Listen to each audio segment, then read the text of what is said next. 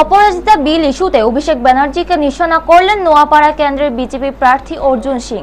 প্রসঙ্গত রবিবার পশ্চিমবঙ্গের পানিহাটিতে দলীয় প্রার্থীর সমর্থনে প্রচারে অভিষেক অভয়ের মাকে অনুরোধ করেছেন আগামী 24 এপ্রিল সভামঞ্চে প্রধানমন্ত্রীকে বলতে যাতে রাষ্ট্রপতি অপরাজিতা বিল পাশ করে দেয়।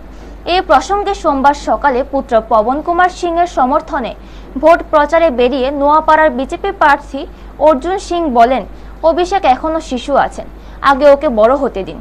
বিজেপি লাশের উপর রাজনীতি করে বলে অভিযোগ অভিষেকের।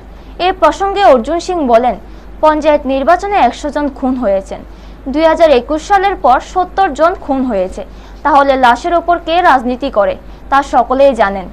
ইডির হানা নিয়ে তিনি বলেন, ইডি চোরদের ধরতে গেছে, চুরি করলে তো ধরবেই।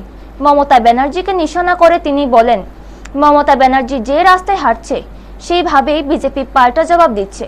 তার দাবি তৃণমূল শেষের পথে নয়, তৃণমূল শেষ হয়ে গেছে। ব্যুরো রিপোর্ট, নিউজ তৎকাল 24। অপরাজিতা বিল পাস করার জন্য প্রধানমন্ত্রীকে বলতে বলেছে অভয়ের মাকে অভিষেক। পাস অপরাজিতা বিল, অভিষেক ব্যানার্জি এখনো শিশু আছে, ওই শিশুটাকে এখন বড় হতে দিন, তারপরে এইসব প্রশ্ন করো।